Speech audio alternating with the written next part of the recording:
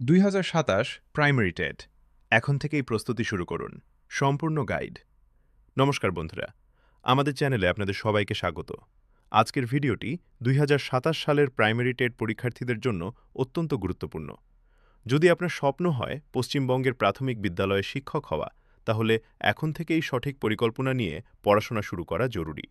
প্রথমেই একটি গুরুত্বপূর্ণ কথা, 2027 সালের প্রাইমারি টেটের অফিসিয়াল বিজ্ঞপ্তি এখনও প্রকাশিত হয়নি।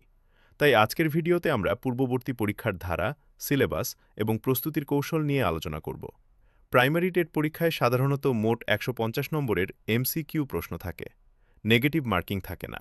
প্রশ্ন আসে child development and pedagogy, Bangla, ইংরেজি, গণিত এবং পরিবেশবিদ্যা থেকে। যদি আপনি প্রথমবার পরীক্ষা দেন, তাহলে প্রতিদিন অন্তত 4 থেকে 5 ঘন্টা পড়াশোনা করার চেষ্টা করুন। প্রতিদিনের রুটিন হতে পারে সকালে গণিত 1 ঘন্টা, তারপর বাংলা 1 ঘন্টা, বিকেলে চাইল্ড ডেভেলপমেন্ট এবং পেডাগজি 1 ঘন্টা, রাতে ইংরেজি ও পরিবেশবিদ্যা 1 থেকে 2 ঘন্টা। প্রতি সপ্তাহে অন্তত একটি ফুল মক টেস্ট দিন। আগের বছরের প্রশ্ন নিয়মিত প্র্যাকটিস করুন। বিশেষভাবে গুরুত্ব দিন চাইল্ড ডেভেলপমেন্ট এবং পেডাগজি, গণিতের বেসিক, বাংলা ব্যাকরণ, ইংরেজি গ্রামার, পরিবেশবিদ্যার এনসিইআরটি ভিত্তিক বিষয়।